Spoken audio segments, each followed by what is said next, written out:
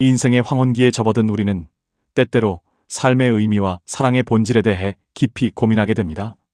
젊은 시절 뜨거운 열정으로 경험했던 사랑이 과연 무엇이었는지, 그리고 오늘날 우리가 마주하는 관계 속에서 진정한 행복을 찾을 수 있을지에 대한 질문들이 우리를 찾아오곤 합니다. 특히 배우자와의 오랜 시간을 되돌아보며 때로는 무심하게 스쳐 지나갔던 일상 속에서 과연 우리는 무엇을 얻고 무엇을 잃었는지 성찰하게 됩니다. 이러한 질문에 대한 답을 찾는 여정에서 19세기 독일의 위대한 철학자 아르투어 쇼펜하우어가 남긴 통찰은 비록 불편하게 들릴지라도 우리에게 깊은 성찰의 기회를 제공할 것입니다. 사랑과 삶에 대한 그의 냉철한 시선은 우리가 미처 생각지 못했던 진실을 마주하게 할지도 모릅니다. 지금부터 쇼펜하우어가 우리에게 전하는 사랑과 여성, 그리고 삶의 의지에 대한 깊은 이야기를 함께 나누어 보고자 합니다. 그의 철학은 단순히 과거의 이야기가 아니라 오늘을 살아가는 우리에게도 여전히 유효한, 어쩌면 더욱 절실한 메시지를 담고 있습니다. 우리를 둘러싼 환상들을 걷어내고 삶의 본질을 직시할 용기가 있으시다면 이 이야기에 귀 기울여 보시기를 바랍니다. 이 강렬한 통찰은 여러분의 삶을 바라보는 시각을 근본적으로 변화시킬 잠재력을 가지고 있습니다. 어쩌면 쇼펜하우어의 철학은 우리가 안주하고 있던 편안한 환상들을 깨부수는 망치처럼 느껴질 수도 있습니다. 하지만 진정한 깨달음은 때로는 불편함 속에서 시작되는 법입니다. 그의 사상을 통해 우리는 우리 자신과 세상을 더욱 명확하게 이해하고 궁극적으로는 더 지혜로운 삶을 살아갈 지침을 얻을 수 있을 것입니다. 여러분, 살면서 우리는 흔히 사랑을 아름답고 신비로운 감정으로 여깁니다. 누군가를 만나 설레고 행복하며 그 사람과 영원히 함께하고 싶다는 강렬한 열망에 사로잡히곤 합니다. 밤잠을 설쳐가며 상대방을 그리워하고 작은 몸짓 하나에도 의미를 부여하며 모든 것을 걸게 됩니다. 하지만 과연 사랑은 우리가 생각하는 것처럼 순수하고 숭고한 것일까요? 쇼펜하우어는 이러한 낭만적인 환상에 철저히 반대하며 사랑의 본질에 대해 매우 냉혹하고 현실적인 통찰을 제시합니다. 그는 사랑, 특히 남녀 간의 낭만적인 사랑을 단순히 개인적인 감정의 발로로 보지 않았습니다. 오히려 그는 사랑이 종족 보존이라는 거대한 생물학적 목적을 달성하기 위한, 즉 인간의 의지가 꾸며낸 정교한 속임수라고 보았습니다. 이러한 주장은 처음 들었을 때 상당한 충격을 줄 수 있습니다. 우리가 소중히 여기는 사랑이 단지 생존 본능의 도구에 불과하다니, 이는 마치 삶의 아름다운 한 조각을 송두리째 부정하는 것처럼 느껴질 수 있기 때문입니다. 수많은 시인과 예술가들이 찬미해온 사랑이 사실은 차가운 본능의 산물이라는 주장은 우리의 감성적인 영역에 큰 혼란을 야기할 수 있습니다. 그러나 쇼펜하우어의 논리는 매우 견고하며 그의 관점을 이해한다면 우리가 사랑에 대해 가졌던 맹목적인 믿음을 제거할 수 있는 기회를 얻게 될 것입니다. 그는 왜 사랑을 생물학적 함정이라고 보았을까요? 그리고 이러한 관점이 오늘날 우리의 삶에 어떤 의미를 던져줄 수 있을까요? 이 질문들에 대한 답을 찾아가며 우리는 사랑의 또 다른 얼굴을 발견하게 될 것입니다. 어쩌면 그 얼굴은 우리가 기대했던 것보다 훨씬 더 현실적이고 때로는 비정하게 느껴질 수도 있습니다. 하지만 진실을 마주하는 용기 없이는 결코 삶의 본질을 꿰뚫어 볼 수 없을 것입니다. 쇼펜하우어는 자신의 철학에서 의지라는 개념을 매우 중요하게 다루었습니다. 여기서 의지는 우리가 일반적으로 생각하는 개인의 의지나 욕망과는 차원이 다른 우주를 지배하는 근원적인 힘을 의미합니다. 그는 이 의지가 모든 생명체의 근원이며 끊임없이 존재하고 번식하려는 맹목적인 충동이라고 설명했습니다. 즉, 모든 생명체는 이 의지의 지배를 받으며 그 의지가 부여한 목적을 수행하기 위해 움직인다는 것입니다. 심지어 돌멩이 하나, 바람 한 줄기에도 이 의지의 그림자가 드리워져 있다고 보았습니다. 그리고 이러한 의지의 가장 강력한 표현 중 하나가 바로 번식 본능입니다. 종족을 보존하고 생명을 이어가려는 의지의 충동은 개체 하나하나를 넘어선 거대한 자연의 법칙과도 같습니다. 인간이 아무리 이성적이고 고귀한 존재라고 자부할지라도 결국 이 번식의 의지 앞에서는 한낱 도구에 불과하다는 것이 쇼펜하우어의 주장이었습니다. 그는 이러한 관점에서 사랑을 해부했습니다. 그에게 낭만적인 사랑의 감정, 즉 이성에 대한 강렬한 끌림은 개개인의 자유로운 선택이나 순수한 감정이 아니라 생명을 이어가려는 의지가 우리에게 부여한 강력한 환상에 불과합니다. 다시 말해, 사랑은 우리가 의지의 목적을 달성하도록 유도하는 미끼이자 도구인 것입니다. 우리는 사랑에 빠졌다고 생각하지만 사실은 의지의 조종을 받고 있는지도 모릅니다. 심지어 우리가 느끼는 그 강렬한 황홀감과 행복감조차도 의지가 우리를 속이기 위해 만들어낸 정교한 환상에 지나지 않을 수 있습니다. 이러한 생각은 우리의 자율성을 부정하는 것처럼 들릴 수 있지만 쇼펜하우어는 이를 통해 인간이 얼마나 강력한 본능과 무의식적인 힘에 의해 움직이는 존재인지를 강조하고자 했습니다. 우리는 이성적인 존재라고 자부하지만 때로는 우리의 의지를 거스를 수 없는 강력한 본능 앞에서 무력해지곤 합니다. 사랑이 바로 그러한 본능 중 하나라는 것이 쇼펜하우어의 주장입니다. 이처럼 그는 인간의 존재 깊숙이 자리 잡은 의지의 맹목성을 꿰뚫어 보았으며 사랑이라는 가장 강력한 감정마저도 그 의지의 지배 아래 있음을 역설했습니다. 그렇다면 쇼펜하우어는 여성을 어떻게 보았을까요? 그의 여성관은 현대의 관점에서 보면 매우 논란의 여지가 많고 심지어는 모욕적으로 들릴 수도 있습니다. 그는 여성을 이성적이고 합리적인 존재보다는 종족 보존이라는 의지의 목적을 수행하기 위한 수단으로 보았습니다. 즉, 여성은 생명을 잉태하고 양육하는 데 최적화된 존재이며 그들의 아름다움과 매력은 남성을 유혹하여 번식으로 이끌기 위한 의지의 도구라는 것입니다. 쇼펜하우어는 여성의 아름다움이 남성을 끌어당기는 강력한 힘을 가지고 있음을 인정했지만 그 아름다움의 목적이 결국은 종족 번식에 있음을 강조했습니다. 그는 여성의 본성을 묘사하며 그녀들이 남성보다 감정적이고 직관적이며 본능에 더 충실하다고 보았습니다. 이는 그가 여성의 지적 능력이나 사회적 역할에 대해 낮게 평가했다는 비판을 받게 된 주요 원인입니다. 당시 사회의 통념과도 맥락을 같이 하는 그의 이러한 시각은 오늘날에는 분명히 받아들이기 어렵습니다. 그러나 그의 이러한 관점은 당시 서구 사회의 지배적인 가치관과 무관하지 않았습니다.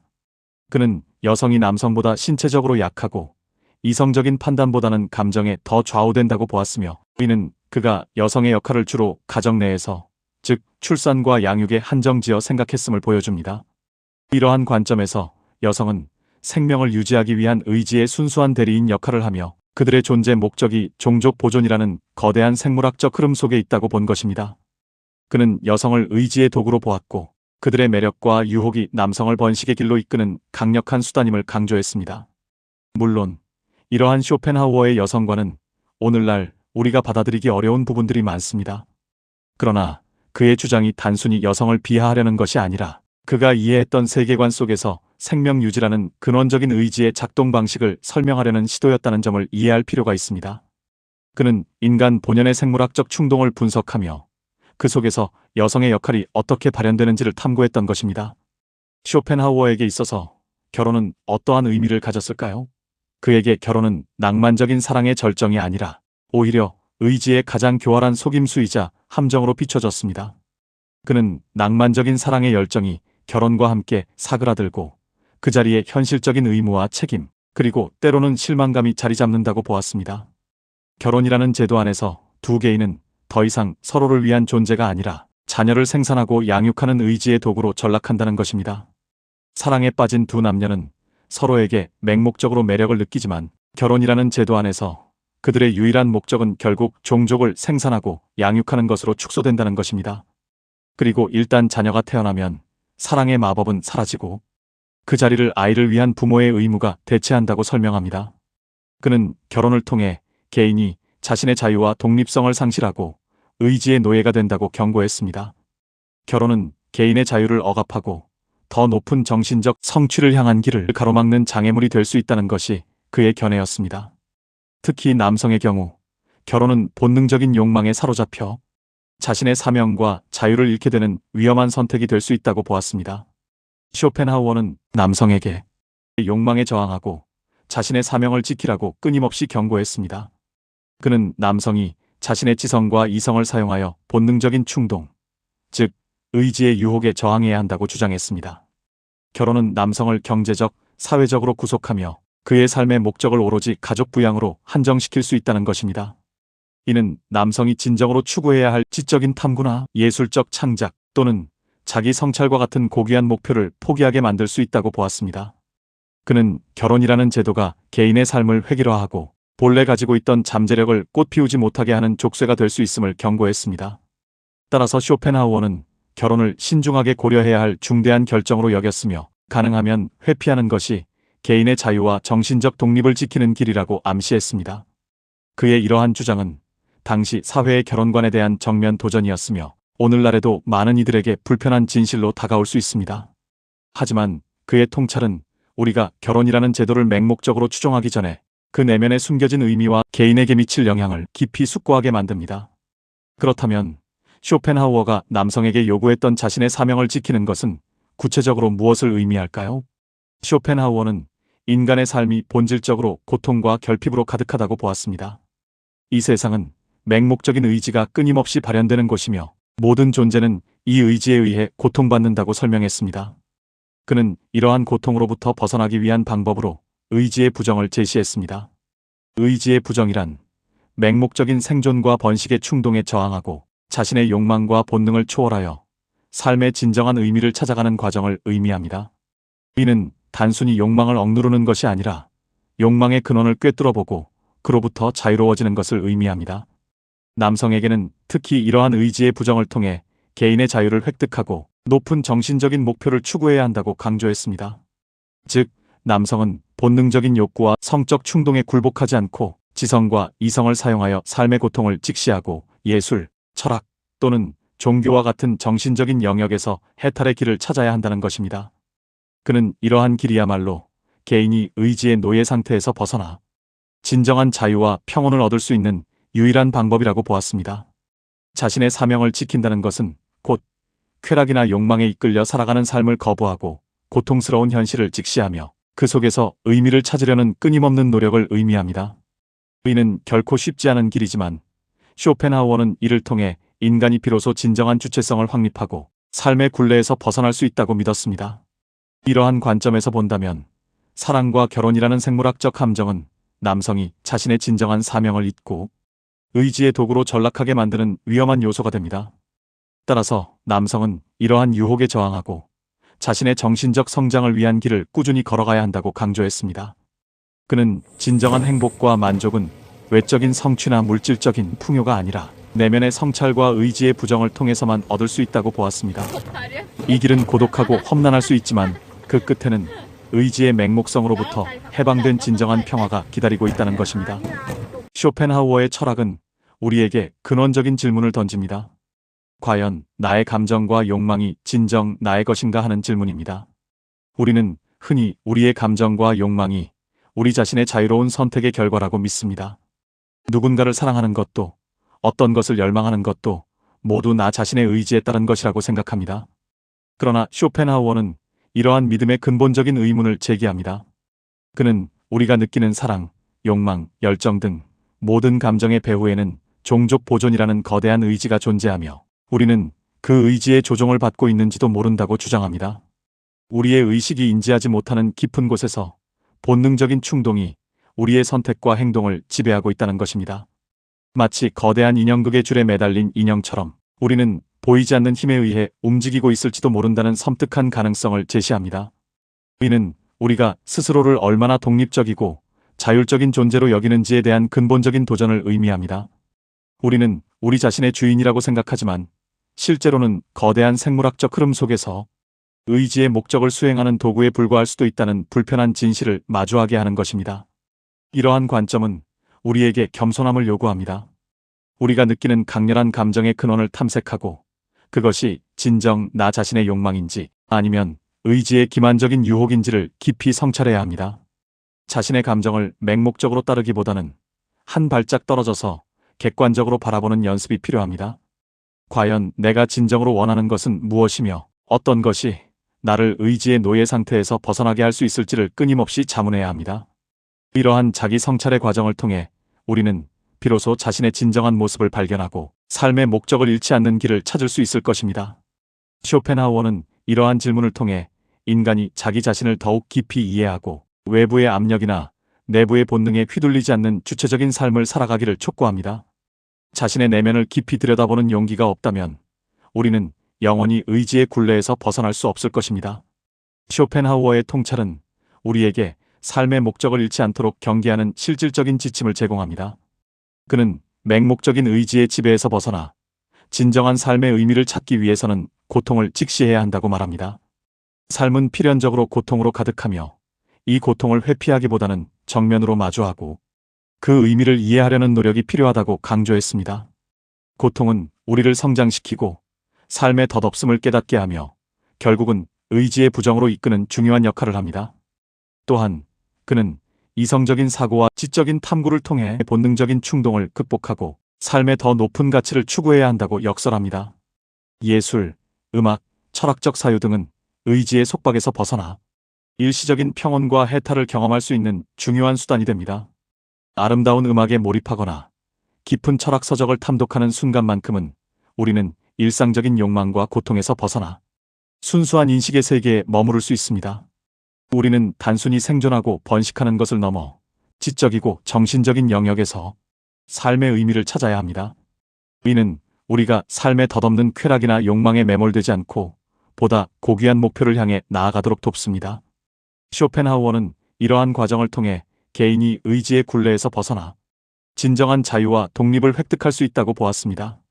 자신의 삶을 오직 본능적인 욕구의 충족에만 국한시키지 않고 더 넓은 시야에서 삶의 의미를 탐색하라는 그의 메시지는 오늘날 물질 만능주의에 빠진 현대인들에게도 큰 울림을 줍니다.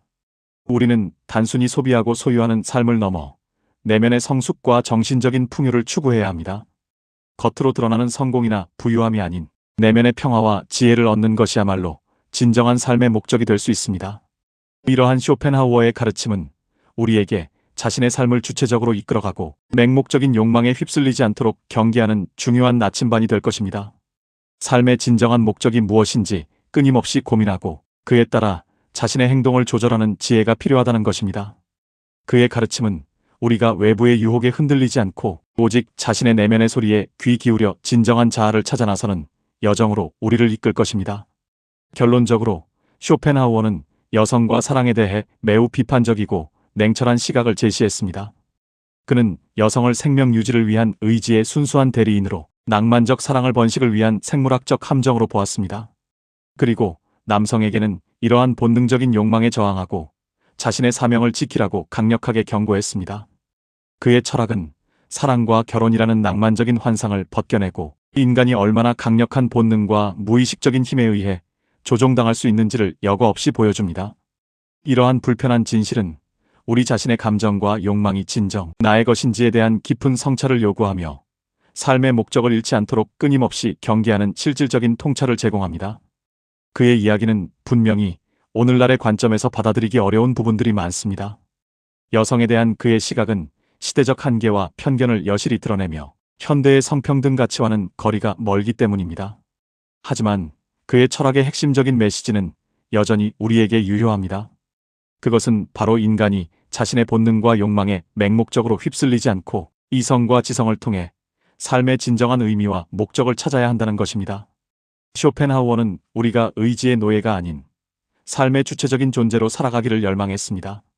그는 우리가 덧없는 쾌락이나 본능적인 충동에 매몰되지 않고 고통스러운 현실을 직시하며 그 속에서 진정한 자유와 평온을 찾을 수 있음을 역설했습니다.